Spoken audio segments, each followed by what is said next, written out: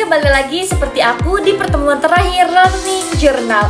Nah, kembali lagi bersama aku di Fra Channel. Jadi di sini aku mau bikin video Learning Journal terakhir mata kuliah penulisan berita dan artikel pertemuan ke-15 yang dilaksanakan di hari Selasa tanggal 12 Juni 2025 kemarin.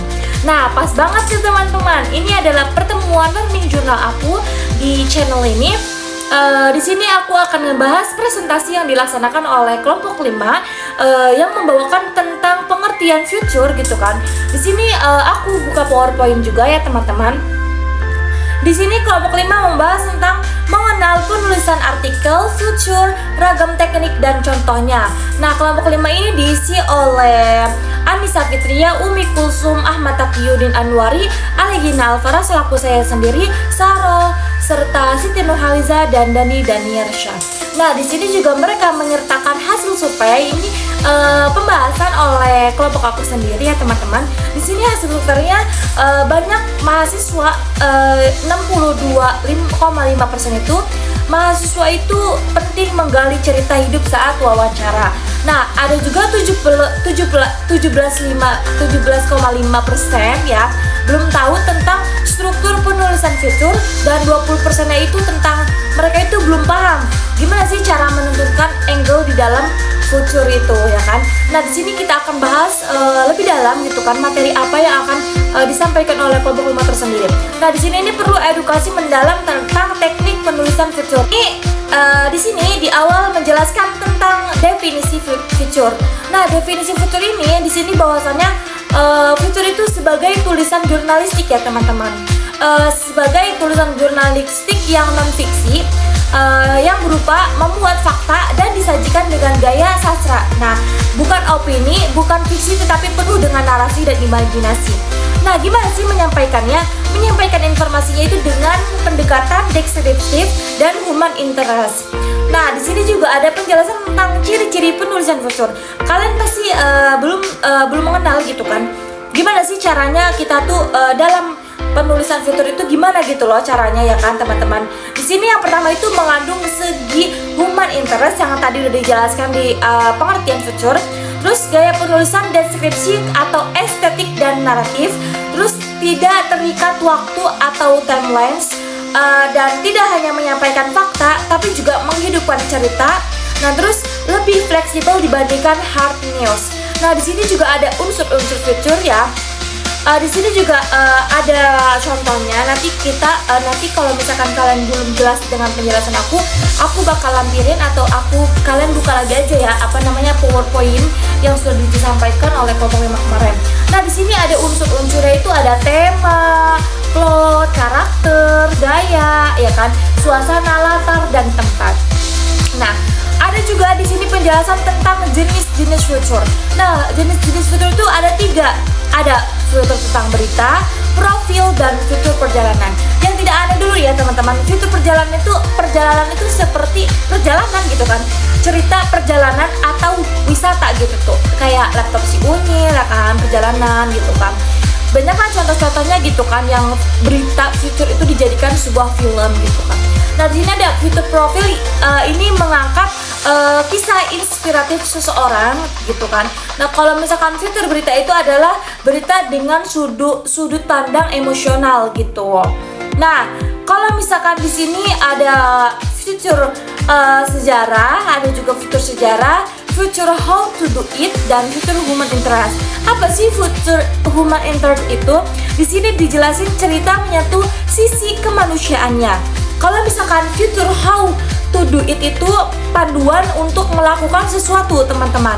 Dan kalau misalkan future sejarah itu dia itu lebih mengenang gitu kan peristiwa penting di masa lalu ya kan. Nah, di sini juga penjelasannya itu tentang contoh jenis future. Di sini aku tidak bisa menjelaskan karena di sini sudah dilampirkan di PowerPoint ya teman-teman. Dibuka saja nanti. Ada banyak ya di sini contoh-contohnya ada banyak. Nah, lanjut aja kita ke materi lagi tentang struktur penulisan future. Nah, di sini juga kalau misalkan ada jenis pastinya tuh ada struktur ya teman-teman. Nah, di sini strukturnya itu ada judul atau head ya kan. Apa sih judul itu? Judul itu yang bisa menarik perhatian seseorang, bisa berupa dari gambar gitu kan, temanya tuh yang menarik gitu tuh, biar orang tuh pas mau baca itu tuh nggak langsung jenuh dan nggak langsung nggak, jadi dia tuh pas ngeliat itu udah langsung kayak oh ini gini, oh ini gini gitu. Terus ada lead atau intro ya. Ini nih sebagai suatu pembukaan gitu kan, kayak memikat kutipan, deskripsi dan deskripan atau yang lain-lain gitu kan. Terus ada bridge atau penghubung antara lead dan isi utama. Terus ada juga body gitu ya teman-teman. Body itu sebagai isi cerita, narasi utama, serta yang terakhir itu pasti terakhir itu kan pasti ending ya teman-teman.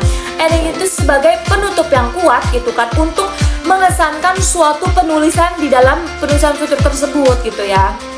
Nah, di sini juga ada contoh strukturnya dikasih. Nah, di selanjutnya kita menentukan angle ya kan. Angle itu suatu tempat untuk apa ya? Untuk sudut pandang penulisan gitu kan. Nah, angle juga itu fokus pada satu tema atau topik kecil, dan teman-teman harus tahu kalau misalkan angle itu mengunsurkan unsur 5W dan 1H teman-teman. Untuk menggali ide ya di dalam fitur tersebut. Nah, kita itu harus mengutamakan tips atau satu angle, satu tulisan, brainstorm ide dan cari hal unik dari sebuah peristiwa. Nah, di sini kan tadi sudah dijelaskan ya banyak dari atas sampai bawah, dari pengertian, dari jenis, dari struktur sampai ke angle gitu kan. Di sini kita bahas langsung aja kesimpulan dari materi yang kita bahas di learning journal terakhir ini teman-teman. Nah, fitur itu adalah tulisan jurnalistik naratif yang berbasis suatu fakta, dan dia juga menggabungkan data objektif dengan sentuhan emosional. Nah, apa sih yang menekankan hukum interest dan gaya bercerita, serta harus mengikuti struktur judul lead, bridge, body, ending, dan penentuan angle yang sangat penting agar tulisan tidak melebar. Nah, di sini jika ada yang kurang jelas silahkan ditanyakan, tapi jangan minta kepastian karena kami di sini presentasi bukan mengisi hatimu yang sunyi aja. Tadi juga udah ya presentasi atau pembahasan yang dibahas oleh kelompok 5 tersebut. Untuk penulisan berita dan artikel itu UASnya udah ya, karena kita tuh UAS dan UTS itu berupa jurnal publish gitu kan Cinta. Nah, ini dilakukan oleh kelompok 5 teman-teman. Nah, kelompok 5 juga punya punya IG gitu kan, yang kita tuh emang disuruh memuat berita di setiap minggunya, satu berita dan satu artikel. Di sini aku akan menunjukkan sedikit gitu kan, sekilas tentang IG-nya Tinta ya. Tinta itu artinya tempat informasi dan berita. Nah, di sini kita sudah menjalankan 10 artikel ya. Apa berapa sih 10 artikel dan 10 berita? Nanti Pak Adi tolong cek aja IG-nya kembali kalau misalkan mau di satu persatu ya.